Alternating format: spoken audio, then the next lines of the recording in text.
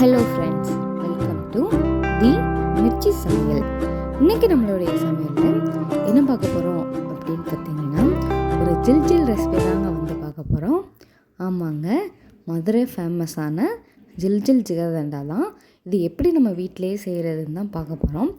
இந்த ப்ராசஸ் பண்ணுறதுக்கு நம்மளுக்கு கொஞ்சம் டைம் எடுக்கும், ஆனாலும் டேஸ்ட் நம்மளுக்கு நல்ல ஒரு அருமையாக இருக்குங்க. சின்னவங்கலேருந்து பெரியவங்க வரைக்கும் நல்லா விரும்பி சாப்பிடுவாங்க. டேஸ்ட்டாகவும் இருக்கும், ஹெல்த்தியும் கூடங்க. ஜிகர்தண்டாவுக்கு தேவையான முக்கியமான பொருள் என்னென்னு பார்த்தலாம். இதெல்லாம் ரெடி ஆகிடுச்சுன்னா நம்ம ஜிகர்தண்டா நம்ம ரெடி பண்ணுறது ரொம்ப ஈஸிங்க. பாதாம் பிசின். இந்த பாதாம் பிசின் உடம்புக்கு ரொம்ப நல்லதுங்க, ரொம்ப குளிர்ச்சி கொடுக்கும். அப்புறம் பார்த்திங்கன்னா மெயின் ஐஸ்கிரீமுங்க, பாதாம் ஐஸ்கிரீம். அப்புறம் பார்த்திங்கன்னா பாலேடு. அதுக்கப்புறம் பார்த்திங்கன்னா சர்பத்துங்க, நன்னாரி சர்பத் எடுத்துக்கோங்க. கூடவே அந்த ஜிகர்தண்டாவுடைய பாலும் நம்ம ரெடி பண்ணி எடுத்துக்கணும். இந்த பொருள் எல்லாமே நம்மளுக்கு ரெடியாக இருந்தாலே ஜிகர்தண்டா நம்ம ஈஸியாக ரெடி பண்ணி குடிச்சிக்கலாம். அதுக்கு முன்னாடி நம்மளுடைய சேனலை மறக்காமல் சப்ஸ்கிரைப் பண்ணிக்கோங்க. கூடவே பெல் நோட்டிஃபிகேஷனையும் கிளிக் பண்ணிக்கோங்க.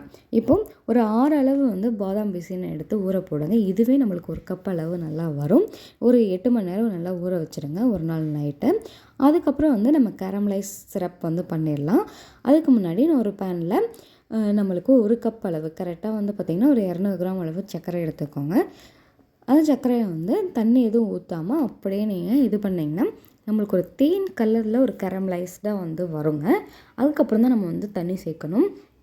இந்தமாரி தண்ணி சேர்க்கும் போது சுடு தண்ணியாக சேர்த்துக்கோங்க. இப்போ பார்த்தீங்கன்னா சர்க்கரை நல்லா மெல்ட் ஆகி அது ஒரு தேன் கலரில் வந்திருக்கு. இந்த டயத்தில் எவ்வளோ அளவு சர்க்கரை எடுத்தோமோ அவ்வளோ அளவு நம்ம தண்ணி சேர்த்துக்கலாம். அது சுடு தண்ணியாக சேர்த்துக்கோங்க. நல்லா அடுப்பை லோ ஃப்ளேமில் வச்சு தண்ணி ஊற்றி செய்யுங்க. நீங்கள் இதே பச்சை தண்ணி ஊற்றுனீங்கன்னா நம்மளுக்கு ரொம்ப தெறிக்கும், நம்ம மேலே படும். இப்போ பார்த்தீங்கன்னா கேரமலைஸ் சிரப் ரெடியாக இருக்குது. இப்போ பாருங்கள், நல்லா தேன் மாதிரி இருக்குது.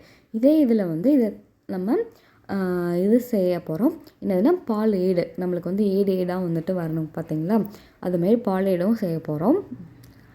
இதில் ஒரு 1/4 லிட்டர் அளவு பால், 300 ml பால்லேருந்து 1/4 லிட்டர் அளவு 250 mlலேருந்து 300 ml பால் வரைக்கும் நம்ம அந்த பால் ஏடு செய்ய யூஸ் பண்ணிக்கலாம். இப்போது நம்ம ரெடி பண்ணி வச்சுருக்கிற கேரமலைஸ் சிரப்பையும் அதில் ஊற்றுறோம். இந்த ஏடெல்லாம் பால் ஏடெல்லாம் உள்ளே எடுத்து விட்டு நீங்கள் கலந்துக்கிட்டே இருக்கணும். இப்போ இந்த கேரமலைஸ்டு பண்ண அந்த சிரப் நம்ம ஊற்றும் போது இனிப்பு சுவையும் இருக்கும், கலரும் நம்மளுக்கு ஒரு ப்ரௌன் கலரில் நம்மளுக்கு கிடைக்கும். பாருங்கள், இப்போ நல்லா இப்போது 300 ml பால் இப்போது ஒரு 1/4 கப் அளவு பால் ஏடை நம்மளுக்கு மாறி இருக்குது. இது நம்ம ஒரு பவுலில் எடுத்து வச்சிடலாம். இப்போ பார்த்தீங்கன்னா நல்ல ஒரு ஸ்வீட்டாகவும் நல்ல ஒரு திக்காகவும் ஒரு க்ரீமி ஸ்ட்ரக்சரில் நம்மளுக்கு பால் ஏடு ரெடி ஆகிருக்குங்க. இது ஒரு பவுலில் எடுத்துடலாம். இப்போ ஒரு 1/2 லிட்டர் அளவு பால் எடுத்துக்கோங்க. 2 கப் அளவு பால் எடுத்துருக்கோம். இப்போ ஐஸ்கிரீம் பண்ண ரெடி பண்ணிடலாம். இந்த பால் ஏடு பால் நல்லா நம்மளுக்கு 500 ml பால் ஒரு 400 ml ஒரு பாதி அளவு அது நம்மளுக்கு சொண்டை வத்த வரணும். அது அளவுக்கு நல்லா காய்ச்சிக்கோங்க. அது ஃபுல் க்ரீம் மில்காக எடுத்துக்கோங்க. இப்போ பார்த்தீங்கன்னா ஒரு 200 ml அளவுக்கு நம்மளுக்கு ரெடியூஸ் ஆகிடுக்கு. இந்த டயத்தில் அன்ஸ்வீட்டட் பால்கோவா நம்மளுக்கு விற்கும் கோவா அதை சேர்த்துக்கோங்க. இல்லை உங்களுக்கு அன்ஸ்வீட்டட் கோவா கிடைக்கல அப்படின்னா நம்மளுக்கு ஸ்வீட் பால்கோவாவே இருக்கும்ல, அதை சேர்த்துக்கலாம். கூடவே நம்ம ரெடி பண்ணி வச்சுருக்கிற அந்த கேரமலைஸ்டு அந்த சிரப்பு நம்ம சேர்க்க போகிறோம், சர்க்கரை சிரப்பு. அதையும் சேர்த்து நல்லா கலந்து விட்டுக்கோங்க. இப்போ சிரப் நம்மளுடைய டேஸ்ட்டு எவ்வளோ ஸ்வீட் வேணும் அப்படின்றத பார்த்து நீங்கள் கலந்துக்கோங்க. இப்போ பார்த்தீங்கன்னா இது பால் கொதிக்க அதோட ப்ரௌன் கலர் நம்மளுக்கு மாறிக்கிட்டே வரும். இந்த டயத்தில் ஃப்ரெஷ் க்ரீம் ஒரு 100 ml அளவு சேர்த்துக்கோங்க. இது ஃப்ரெஷ் க்ரீம் சேர்க்கும் போது இனி நல்ல ஒரு க்ரீமி ஸ்ட்ரக்சர் நம்மளுக்கு கிடைக்கும் ஐஸ்கிரீம் செய்கிறதுக்கு. அவ்வளோதாங்க. இப்போது இந்த எந்த ஒரு கட்டிகள் இல்லாமல் நம்ம ரெடி பண்ணி வச்சுக்கோங்க. இது ஆறவும் ஒரு மிக்ஸி பவுல் போட்டு நல்ல ஒரு அரைச்சி எடுத்துக்கோங்க. அப்போ தாங்க நான் எந்த ஒரு கட்டிகளும் இல்லாமல் நல்ல ஒரு ஸ்மூத் ஸ்ட்ரக்சராக கிடைக்கும். ஐஸ்கிரீம் பண்ணுறதுக்கும் இதாக இருக்கும். இப்போ ஒரு கண்டெய்னரில் போட்டு நம்ம ஃப்ரிட்ஜில் வச்சிடலாம். இப்போ பார்த்தீங்கன்னா மூடி வச்சுட்டு ஒரு 8 மணி நேரம் குறைஞ்சது நீங்கள் ஃப்ரீசரில் வச்சு எடுக்கணும். அப்போ தாங்க ஐஸ்கிரீம் ரெடியாக இருக்கும். அதுக்கப்புறம் பார்த்தோம்னா ஜிகர்தண்டா பால் செய்கிறதுக்கு அதே அளவு ஒரு 1/2 லிட்டர் பால் எடுத்திருக்கேன்.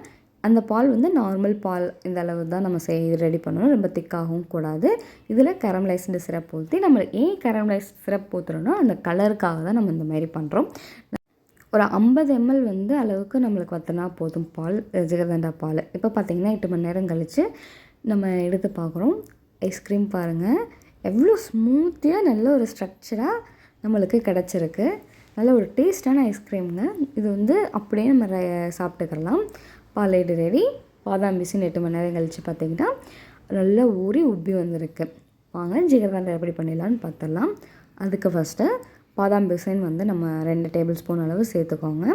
கூடவே 1 டேபிள் ஸ்பூன் அளவு நன்னாரி சர்பத் வந்து சேர்த்துக்கோங்க.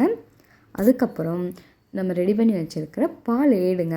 இந்த பால் ஏடு தான் வந்துட்டு நம்ம குடிக்கும் போது நம்மளுக்கு நாக்கில் படும்போது நல்ல ஒரு டேஸ்ட்டை கொடுக்கும், நல்ல ஒரு ரிச்னஸ்னும் கொடுக்கும் சரிங்களா. அதனால பால் ஏடை வந்து சேர்த்துக்கோங்க. அதுக்கப்புறம் நம்ம மெயினாக ரெடி பண்ணி வச்சுருக்கிற ஜிகர்தண்டா பாலுங்க.